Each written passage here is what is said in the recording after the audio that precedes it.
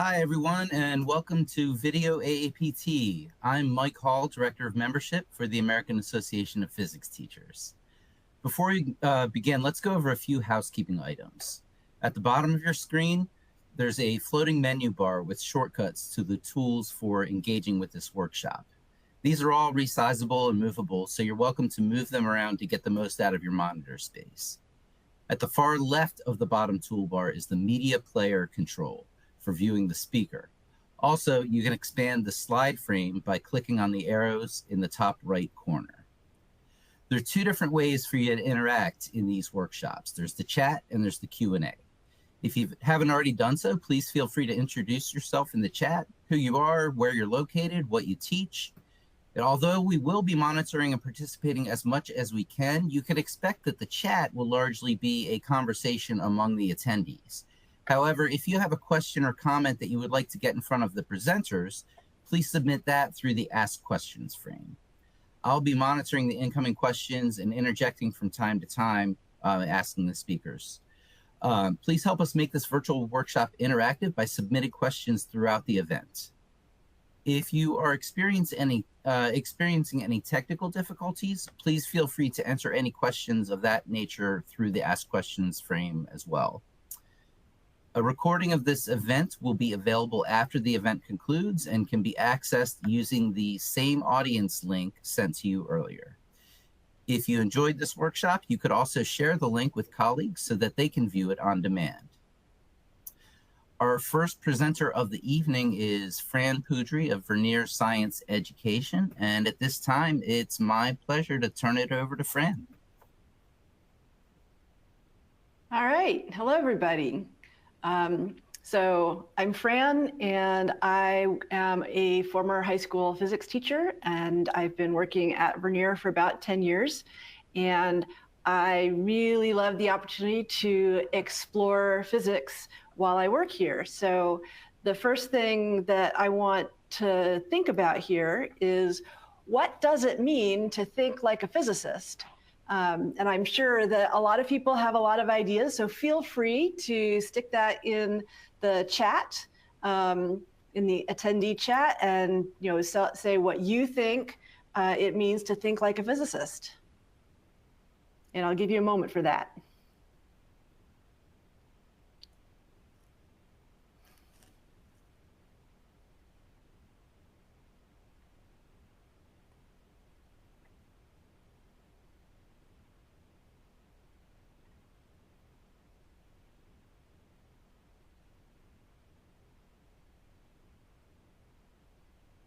I'm not seeing any responses yet. I think we're mostly physicists here.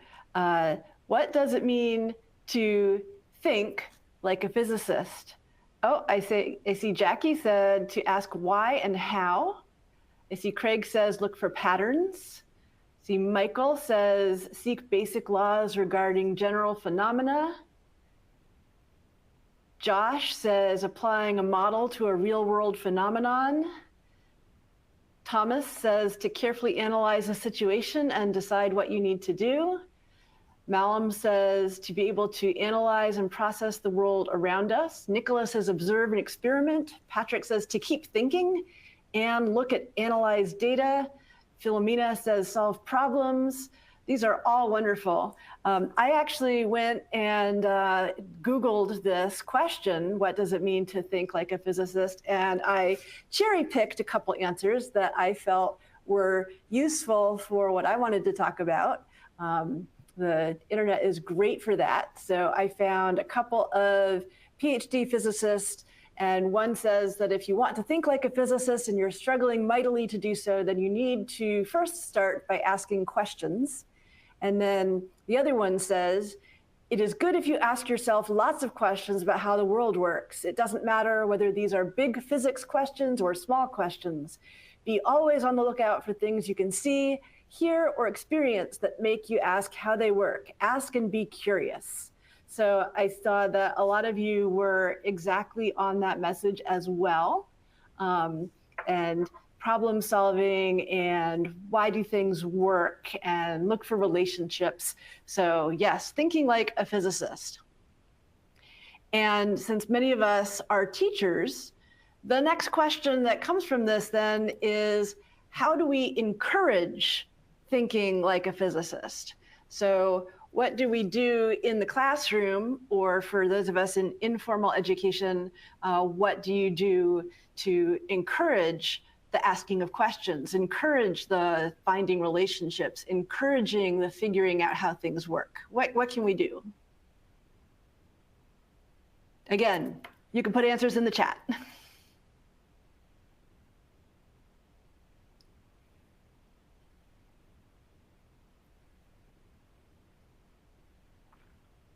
Model the behavior. So modeling the behavior of asking questions and stuff. Let's see what else. Oh, do experiments. So open-ended. Nice, like that, yep. Encourage students to ask questions about the situation and to discuss it with their colleagues. Investigations.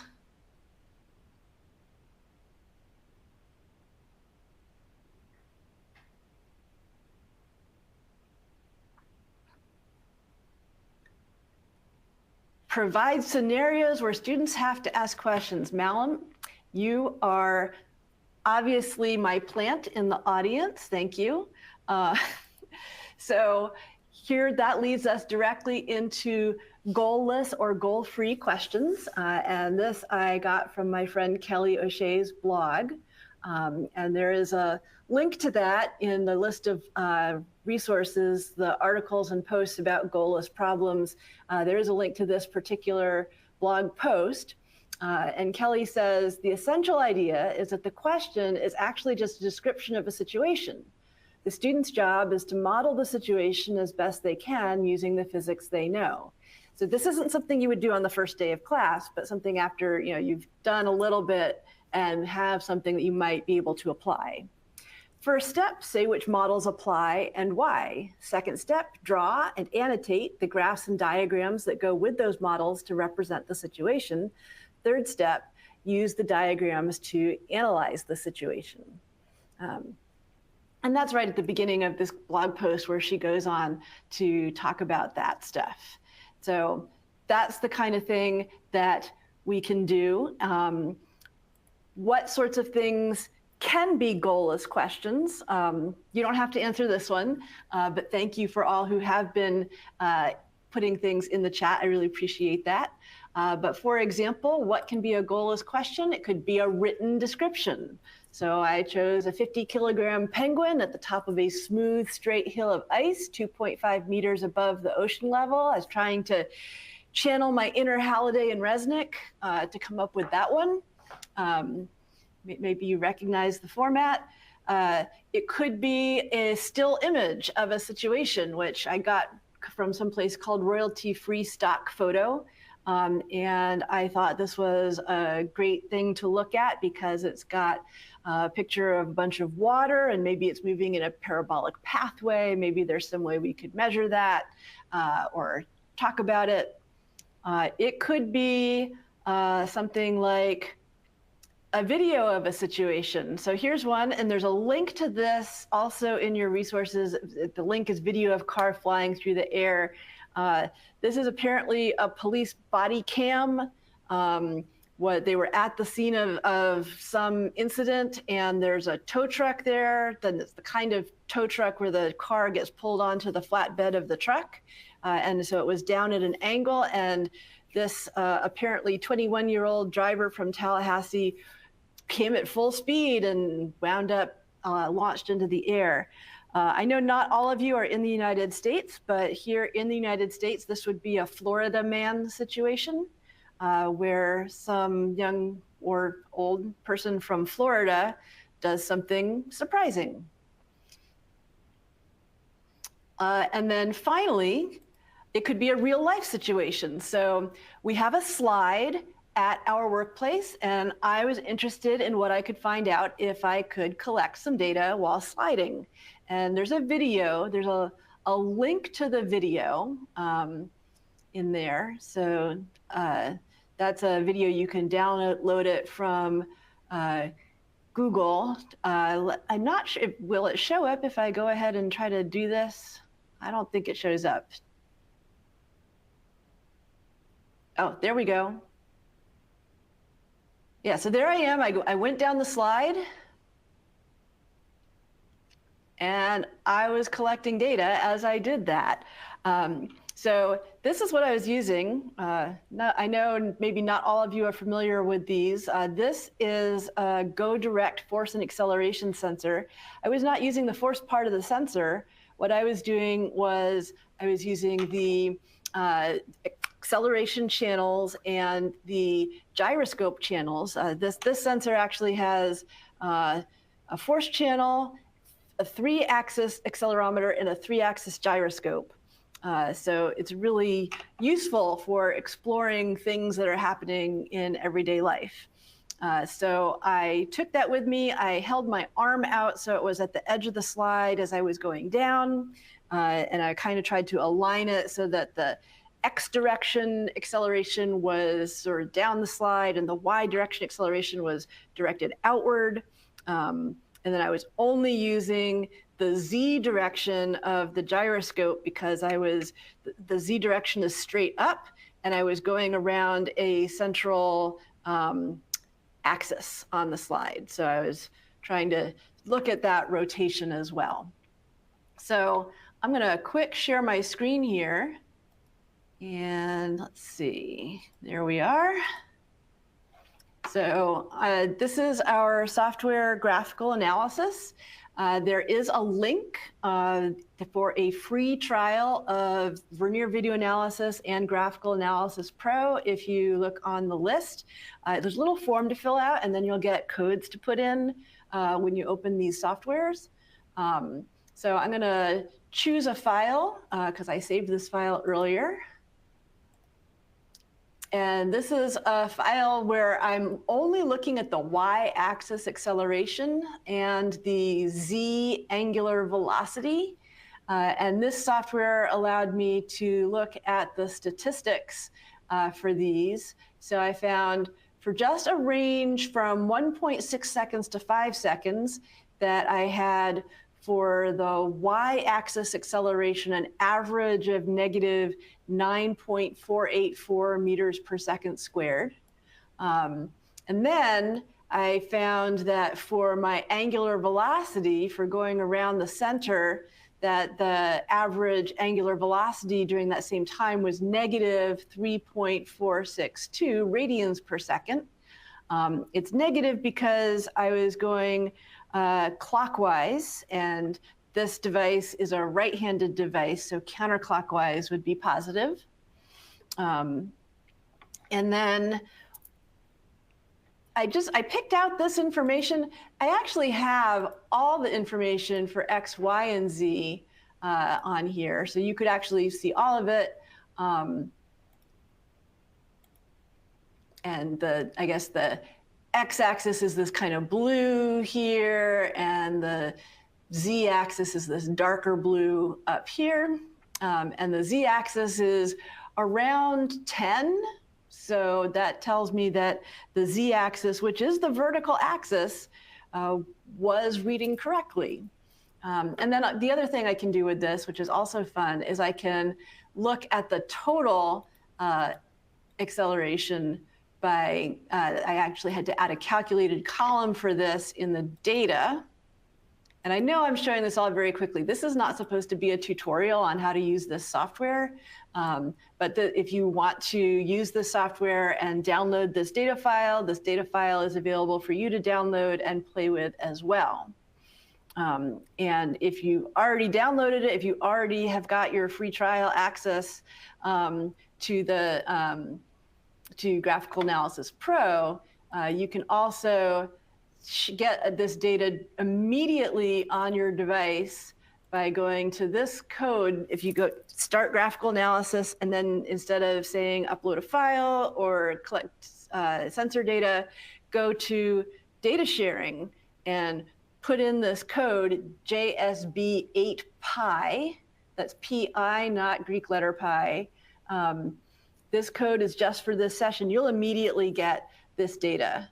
So I love being able to just go and explore things. And I think that if students get a chance to try out sensors like this, and they're also encouraged to ask questions about situations, then students can start doing a lot of explorations on their own. I've had teachers write in and call in about things. I had one teacher tell me that he had a student who was interested in doing some weightlifting, and he was doing a leg press. And it's one of those things where you're kind of on your back and your legs are kind of pushing up at an angle. And what they did was they looked at loading the press. You can load it with big metal weight plates. What if you load the thing evenly and do the press with your legs? And then what if you put all of the weight on one side and then do the press? Is there going to be a difference there?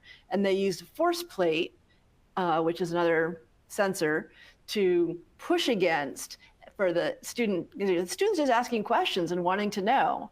And I thought that was wonderful. I'm going to take this screen sharing away right now. So if you didn't get a chance to do that, you can still download it. No worries. But I wanted to make sure that you had that option. And then I wanted to talk about some other examples that we've done. So maybe you've done some examples as well. You can go ahead and put those in the chat. But some of the things that some of us have done here at work, we've looked at radioactive counts from different pieces of Vaseline glass and old red Fiestaware. And if you're not in the US, you may not have seen these things. Fiestaware is a very popular sort of dinnerware, so plates, bowls, mugs, things like that, platters. And when these were made, and I wrote this down so I would remember it, from 1936 to 1943, before World War II, they were using uranium oxide to make the red. And so these items are still emitting radiation. After the war, they started using depleted uranium. So from 1959 to 1963, when they stopped making that Fiestaware line, they were using depleted uranium. They switched to making a different model of the dinnerware in 1969. And from 1969 to 1973, it was called Fiesta Ironstone. And that was also made, the red ones were specifically made with depleted uranium. So those are a fun thing to find in the US. If you go to an antique shop or a junk store, they might have some of this. And then similarly, Vaseline glass is a type of glass that is clear and is sort of a greeny yellow color. So it's sort of like Vaseline, which is a brand name of petroleum jelly here in the US. And so these also, because they're made with uranium, do emit radiation. And then some of us travel a lot for conferences and for training teachers. We've flown in and out of Denver, and the acceleration of the trams at the Denver airport is surprisingly high, if you've ever been on those. So we took an accelerometer on there. You know, we've got the go direct force and acceleration, and we can measure the acceleration.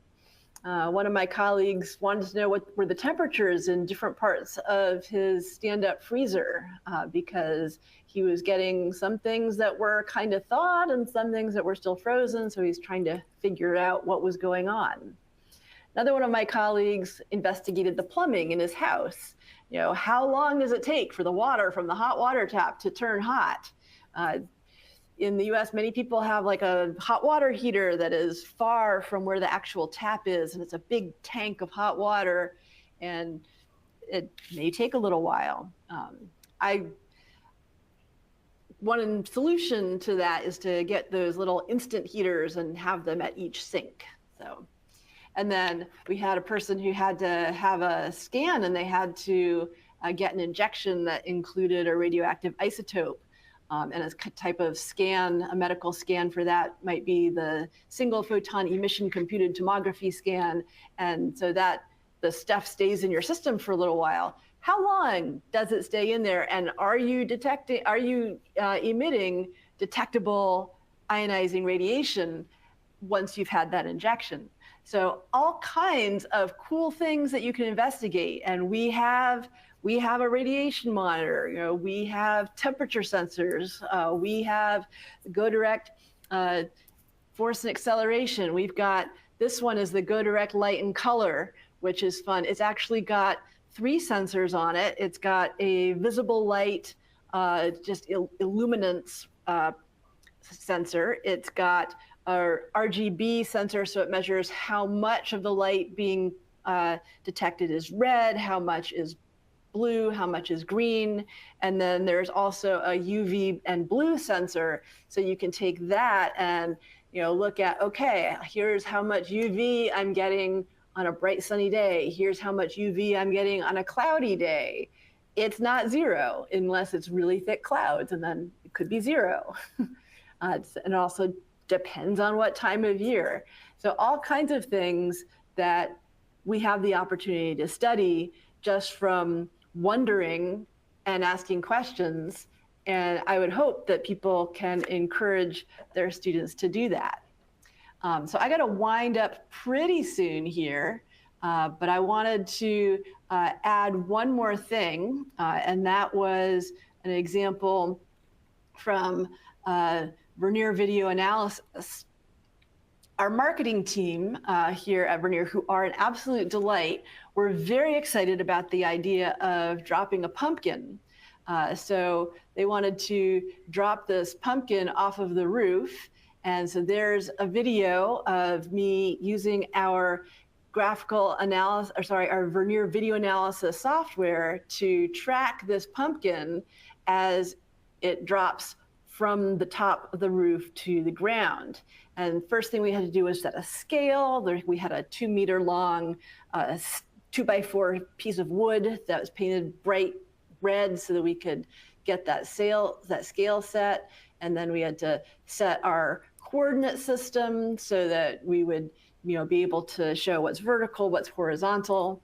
And then once it was dropped, then we got to start placing a dot on the pumpkin for each frame of the video. And so the video is gonna speed up here in just a sec. Here we go. Placing lots of dots. So this software you can also have a free trial of. This is great for investigating things where it would be difficult to do it with sensors, but you can get a clear view of it. The pumpkin gets kind of blurry, but it's got enough light for us to see it, and we're outdoors. This is always best done outdoors. So then we've got all of those dots, and we can see that now on a graph. And the graph, there's our position versus time graph, both vertical and horizontal. We don't care about the horizontal because it didn't go anywhere. And then we can look at, in addition to the position versus time graph, we can look at a velocity versus time graph. Again, we don't care about the x direction, the horizontal. And then, of course, what we all want to know is, what was the acceleration of the pumpkin as it was falling from the roof? And here we go. I don't know how well you can see that. On my view from here, that's really tiny, but it's actually really close to negative 9.8 meters per second squared. That is also downloadable for you. So in our last moments here, what are your ideas? Again, stick them in the chat.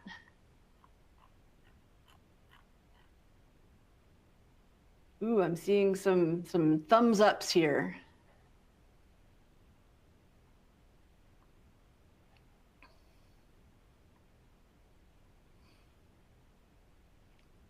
So while you're thinking of your ideas, I just want to say thank you. And if you have any questions for us, riding an elevator with a force platform, we love that one. I've also ridden an elevator with an accelerometer.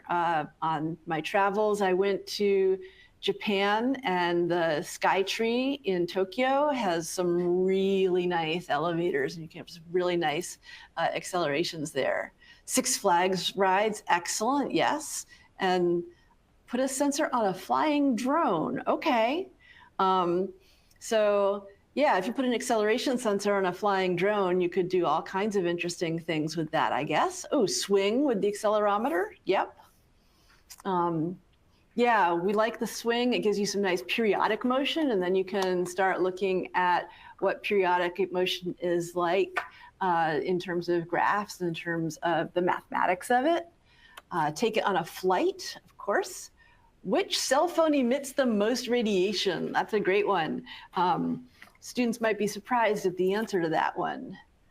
Oh, we've tested bicycle gears and leg strength, videos of sports. In fact, we have a book that we put out that you can buy that's called Vernier Video Analysis, Motion in Sports, and then another one called Vernier Video Analysis, Conservation Laws and Forces. And between the two of them, we cover running with and without drag chutes, we cover curling, we cover pool, we cover weightlifting, both a bench press and a bicep curl. There's a lot of sports things you can do.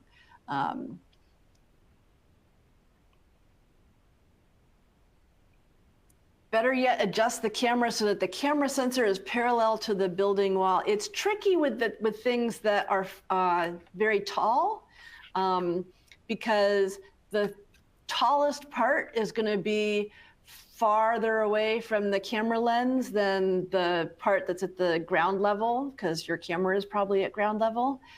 So your tip for that is definitely to use a telephoto lens. That will flatten the scene and you'll get better measurements. So I see lots of ideas there. That is wonderful. I would like to encourage you to download the graphical analysis app. You can download that for free. You can also use it for free at graphicalanalysis.app in your Chrome browser. So you'll be able to look at the data for yourself for the spiral slide. And then if you fill out that link for the free trial, then you can certainly see what you get with Graphical Analysis Pro and with Vernier Video Analysis. Do we have any questions at this time?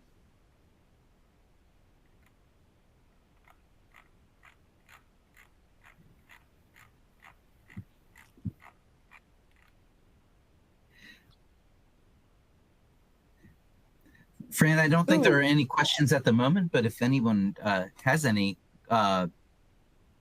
please I just saw continue to someone put submit them through the accelerometer on a Q&A. puppy. That is a wonderful idea. Oh, yeah.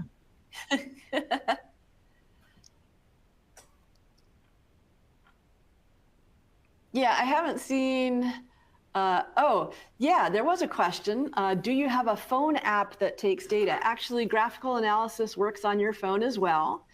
So whether you have Android or iOS, you can get that to download on your phone, and you can connect any of our Bluetooth sensors to that. The other thing is we have an older app that probably is not going to last forever, but for now it's called Graphical GW, and that lets you access the built-in accelerometers on your phone. So you can do things that way as well.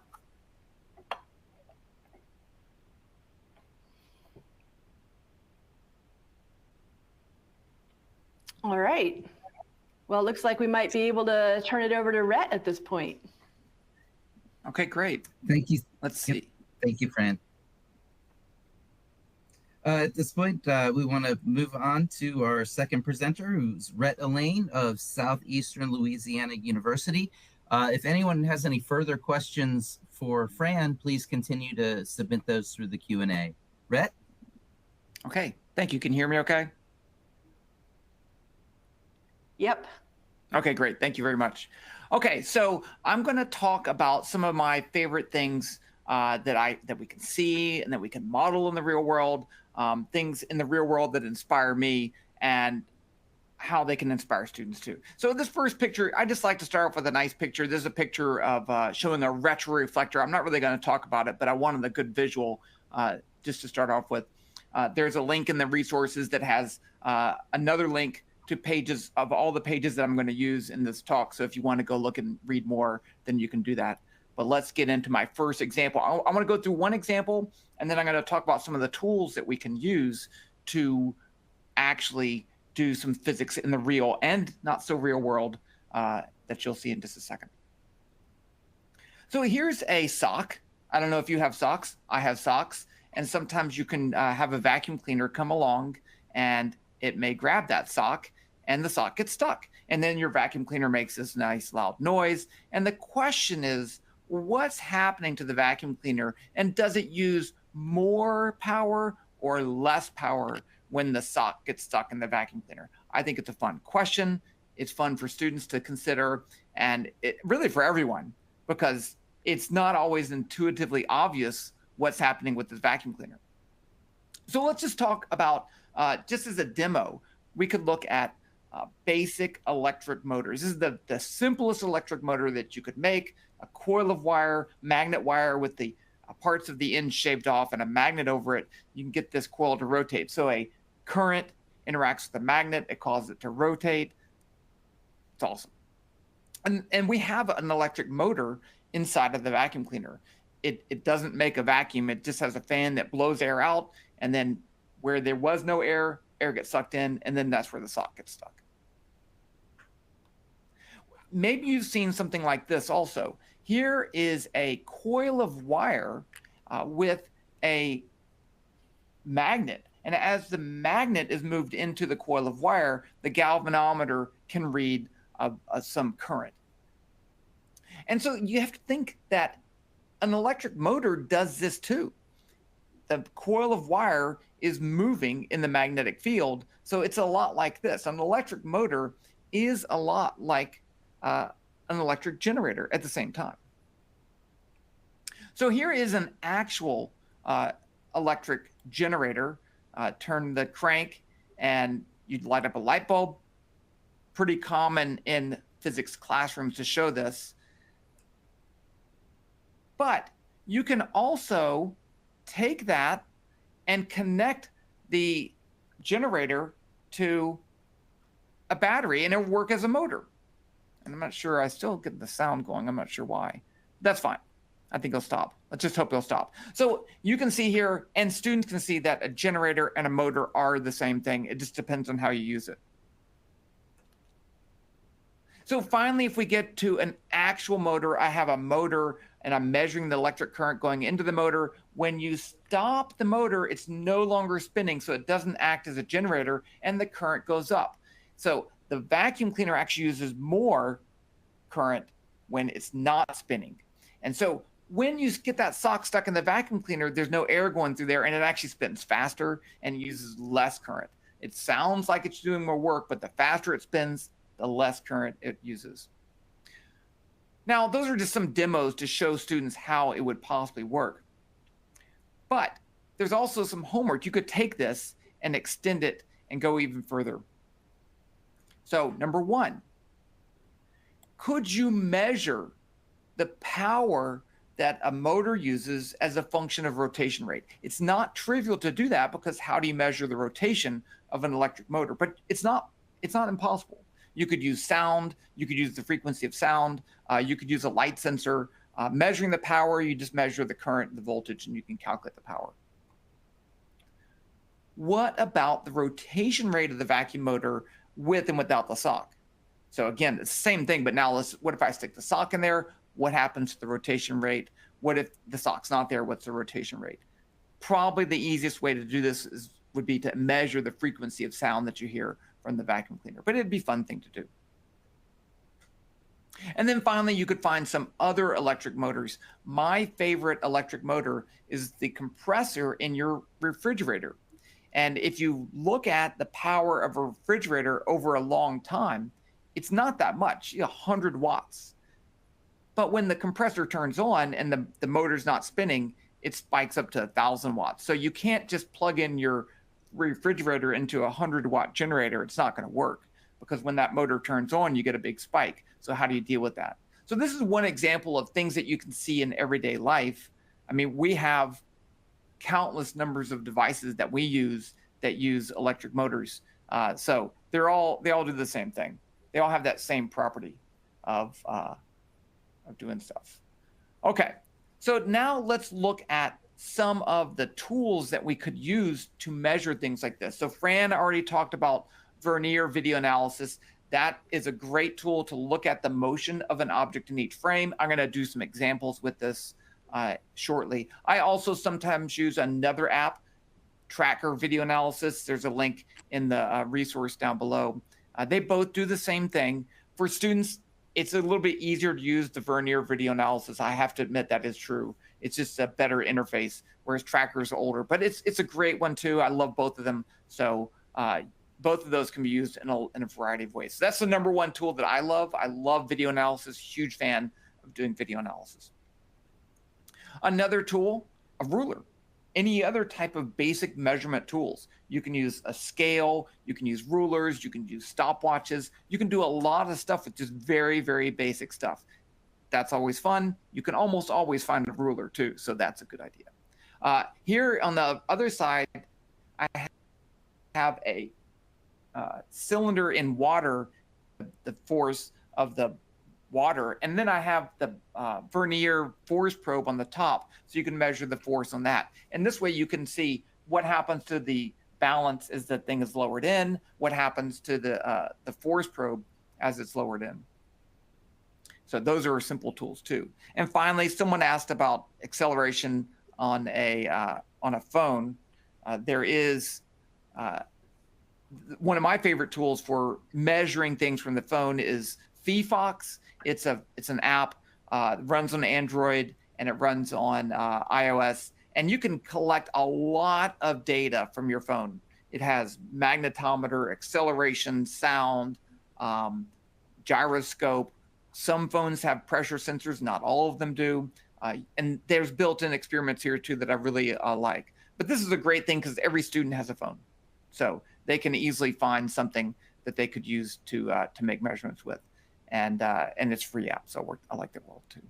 And there's another tool that I'm a huge fan of, huge fan. I'm not gonna really go into a lot of details, but this one is a WebVPython.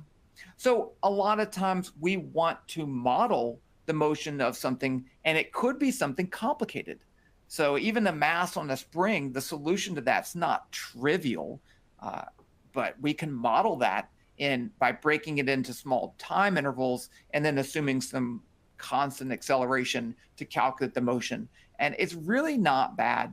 WebVPython runs in the browser, so you don't have to install anything. It has very simple syntax because it's Python. It even runs on a phone, but I would not run it on a phone because I can't see the phone. But this is a great way to model things that are more complicated. Huge fan of this. Been using this for a while. Okay, let's look at a couple of examples. So these are things that either I've seen in real life or online. So the first thing is, and this is an older video, this is the landing of SpaceX Starship. So the first stage landing back on the ground, someone captured video with their phone, and you can see the motion of the spaceship during that time. So the first step, the first thing that we can do is to measure the motion of the Starship using video analysis. I'm not going to go through the full details, but here is a screenshot from Tracker Video Analysis. There's a couple things you have to do. You have to set the scale. How big is the thing that you see, or something in the near same frame. You can look up the size of this Starship and scale the video based on that. The second thing is to mark the location of that object in each frame of the video, and then using the frame rate, you get position time data. But if you mark another location, if you mark 2 points on the spaceship, Starship, then you can get its orientation also. So you can get the position and the orientation.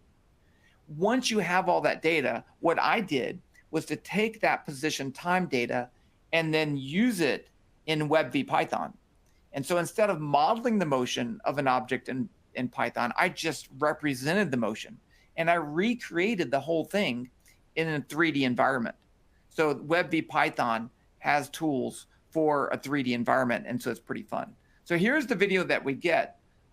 You can see that in this animation, it's moving around in 3D, and we're getting the same data that we got from the video, but we reproduced it in a 3D environment. It's not that useful, but I don't know. I like it. I've had fun, so it's fun for me. Of course, not everything is actually real. Some things are not real, but are great inspiration to look at as a physics problem. And here's one from a not too old film, movie.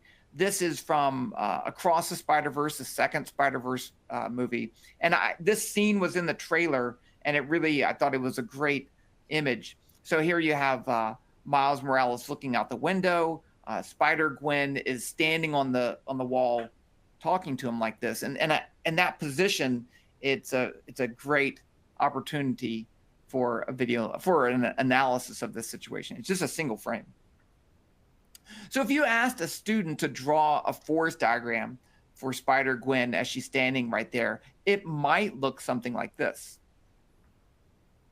So of course there's a downward gravitational force, and there has to be some type of force pushing up on her feet because she's sticking to the wall. However, this would work if you consider her to be a point particle with no dimensions. But if you want to consider that she's like a rigid object that could also rotate, then you have to consider other forces, because this would not be a rotational equilibrium situation. She would rotate, and that's not good. So we can add some extra forces in this situation. Here are the extra forces that you'd have to have. So you have that force from the wall. That's from some type of, I'm not sure, it's a superhero thing. So it must be friction, right? It has to be friction between her and her feet and the wall. And that would be proportional to the normal force that pushes her away from the wall. Then you have to have, I call it Fs for the spider force, whatever force she uses to stick to the wall. And then you have the gravitational force. But notice that the sticking force and the normal force aren't completely in the same plane. They're at different points. So this means that there would be some torque from all of these, and we could find the torque and use that to calculate how much strength she'd have to hold onto the wall. And so, of course, I made some estimates of a fake person, because it's a cartoon, to calculate her mass, find the gravitational force, and then from that I can calculate all the other values. I have to estimate the frictional force. But I get a sticking force, the spider force, of 6,737 newtons. That's kind of high. And it gets even worse, because now I can look at the contact area of her feet. She's up on her tippy toes. So she has a very small contact area. If that contact area divided, the force divided by that contact area would give us a pressure. And it's a really, really, really high pressure, 2.75 megapascals. So it's definitely not real. I don't know if you think this is a real situation. It's not real. And that's okay. But it's still a very fun physics problem, at least for me. So, and this is where I go in a movie, and I find something that's interesting in a movie, and I relate that to real life. And that's what's fun for me. Okay, let's look at another real situation. I don't want to keep it all in video and superhero stuff, although I could. If you, that's not a threat. That's just the real life. This is a picture I took with my phone, which if you have a more recent phone, they take pictures at night, and they do a really great job. You can take pictures of things that are just, you wouldn't think would show up in a camera, and they do. And so in this picture, this is in my front yard. Right here, you can see, if you look closely, this is the constellation Orion. I highlighted it right there. But you also see this little streak right there is actually the space station. So if you look at the space station, it moves across the sky. This is a 1 second time exposure photo. And that's how the phone is able to get pictures of the stars, by increasing the exposure time. But by looking at the length of that streak of the space station and knowing the time, we can calculate the velocity. So the first thing that you need to do is to know how big your picture is. In this case, we have something of a known angular size, the constellation Orion. So I know how big, how angular size the whole frame is. And then I can use that to find the angular size of the space station during that 1 second. So I have the angular size, I have the time, I get the angular velocity. And then I have a choice. I could say, well, if I know the distance to the space station, you can look that up, I could calculate the velocity. Or I could know the velocity and calculate the distance. You have to pick. I picked the distance to the space station and I calculated the velocity, 6,576 meters per second. So it's a fun thing to do. And it's easy to do also. If you haven't seen the space station, it's fine. This is the site I like to use to look up when it's going to go over next. This site's called Heavens Above. You enter in your location on Earth, and then it will tell you the next times the space station passes over. So these are all passed because I already made the slide. But you can look up the next passes and what time it's going to be up. It'll give you the path, everything that you need to find the space station, and other satellites too, but the space station's super bright. So it's easy to do this experiment. You may have to wait a week or two to get a good pass though, but definitely try that out. Okay, another video analysis, and this one is again fake, and I apologize for that, but I'm a huge Star Wars fan. And so here is a video from Star Wars Episode 1. And I saw in an interview, Ewan McGregor, who plays Obi-Wan, said, we practiced with these lightsabers and we were so good that they actually had to slow down the video to make it look right. So we weren't sped up, we were slowed down. And I thought that was really cool. Here's the actual clip. If you can't see it, there's a link down below that should be able to play it.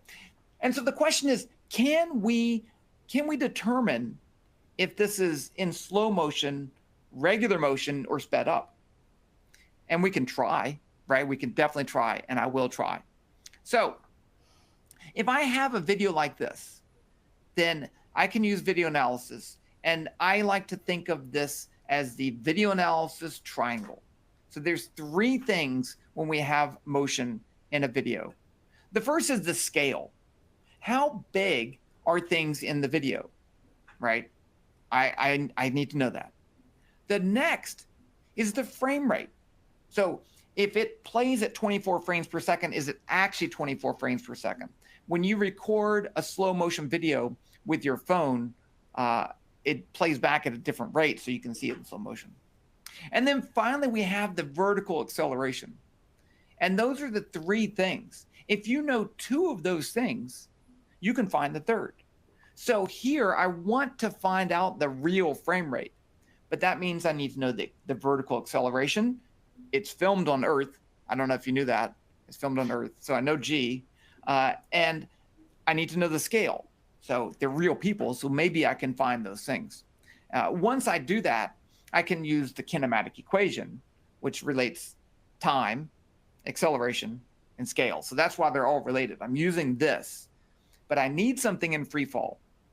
And you have that, right? Because Obi-Wan, Ewan McGregor, actually jumps up a little bit, and we can use that to get his acceleration during that frame and solve for the frame rate. That's what I'm going to do.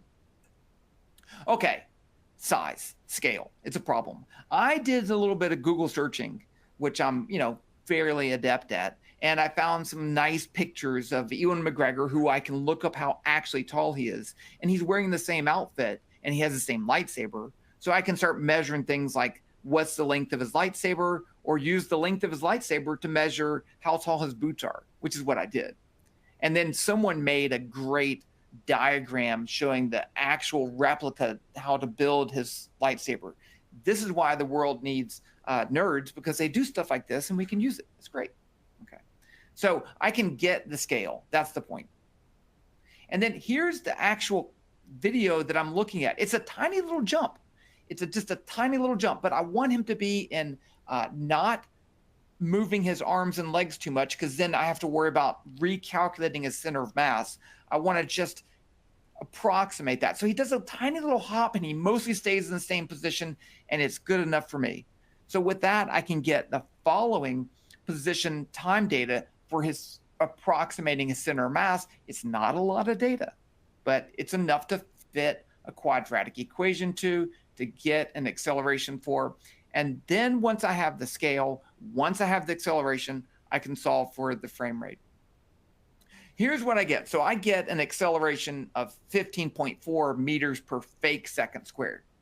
And then I can say that should be 9.8 meters per second squared. And I can solve for the length, the time length of one fake second is actually 1.25 seconds. So, I mean, I love the guy and every movie he's in, Ewan McGregor, but he's actually wrong, right? Based on this, they didn't speed up the fight. Maybe some other fight they did, but here they actually, they didn't slow it down, they sped it up. It's sped up. It's faster than it should be. Here's what, this was a little difficult to make, but I recreated the scene in 24 frames per second. It was recorded in 24 frames per second. And then I played it in 19.2 frames per second. So in the second video, the bottom video, that would be what it should be like in real time. And forget the picture, I didn't cut that right, but there you go. So I fixed it. Okay, so I have, I'm gonna show you two things that I did not analyze. So this is your homework, right? So here's me surfing on the computer, because I do that, and you find stuff, and it could be something real or could be something not real, and you can analyze it. And the videos are the best because you don't have to collect any data, you just have to get the video. So let me just show you two videos, and you can think about what you would do to analyze these. This first one is a gym. This is a scene from National Geographic, The Secrets of Penguins. And we see these penguins going from a glacier into the water. And it's just a very visually exciting scene, but you can just imagine all the different kinds of physics problems you could do, not only on the free fall, but also on the impact of the penguin hitting the water. So it's a pretty good video. And I just saw that on Instagram or something. So I just found it. So it pays to surf. I do that. Okay. Here's another one that I saw. I think this was on also on Instagram. So here's a parkour wall run. Kind of amazing, to tell you the truth, that someone could do this. But here we have a person running, pushing off a wall and increasing their height, and then pushing off another wall to increase their height. And you can imagine what kind of analysis you could do in this case too. So definitely, I would not try this one in person. But that's where I will stop in case we have questions. I see there's one. Let's see, is there one?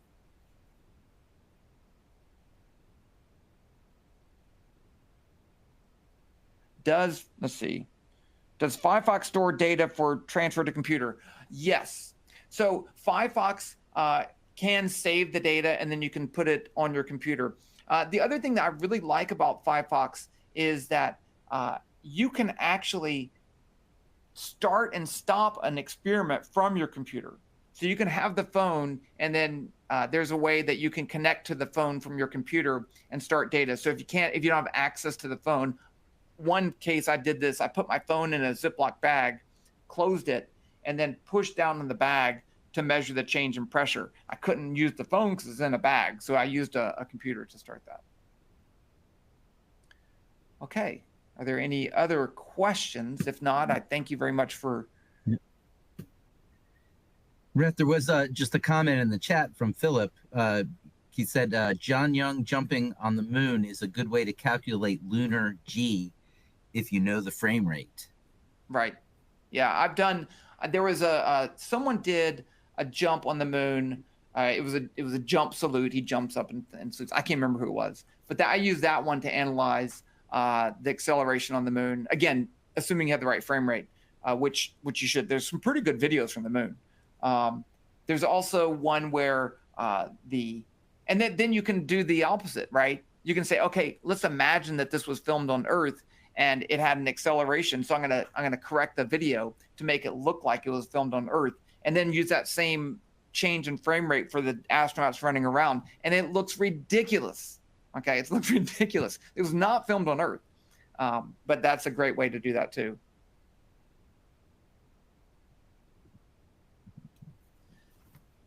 So we are almost to the top of the hour, but we do have time for a couple more questions if you can type quickly. But I'd just like to thank Fran and Rhett while we're waiting here for a fantastic presentation, and thank Vernier for sponsoring. Let's see, did we just get a question come in here? We're getting a lot of thank yous. Oh, there is actually a question from Joseph. Have you measured wave speeds? Like in the water? That's what I'm guessing it means. Yeah. Sure. I've never done speeds of waves in water just because, you know, if you want to use a video to do that, it's really, you want a good sideways view, a good view from the side so you can get its position versus time. And even if you did that, then you have a trouble with the scale. So I've never done that, but I would, if I had a good video, I would definitely do anything. So. All right. Yeah, you might be able to get drone video for that. That's what I'm saying. Mm-hmm. I was thinking about drone, but still, I think if you know the drone's height, which it reports, and you know the angular field of view of the camera, then you could get the scale too. Now I just need a notion. Or if you had someone on the surface of the ocean with a surfboard and you knew how long the surfboard was, then you don't that's a good one. Have a scale. Okay, so now I need a surfboard and an ocean with waves. I think I have a good question that came in from Tommy here that I think is for both of you. I think this might be a good way to wrap things up. Can these two presenters comment on whether or not to tie goalless problems to grades? I think you can, right? If you're concerned about students looking up stuff online and you give a goalless problem, you can't. How do you look up a goalless problem? How do you find a goalless problem answer online? So I would use this as a test question or an assessment. I'm sorry, an assessment. I do this with my class. I have them submit video solutions of a problem. They pick the problem, they make up their own problem, they present a solution, and it works really well, and they love it. So a goalless problem would work perfect in that situation. Yeah, I think that it would also be very useful for formative assessment as well. So you could use it as a gauge to see whether students understand how to apply models that they've learned. Excellent. Thank you. So we are at the top of the hour, so I think we are going to wrap up here. Again, thank you, Fran and Rhett, so much for presenting. Thank you to Vernier for sponsoring this episode. For any of you who missed the first 5, this is the last episode of our season for Video AAPT. If you missed any of the first 5 episodes, you can go to aapt.org/video and watch any of these on demand. Please forward them to your friends if you find this interesting. But again, thanks to our presenters, and thank you all for attending Video AAPT. Have a good night, everybody. Good night.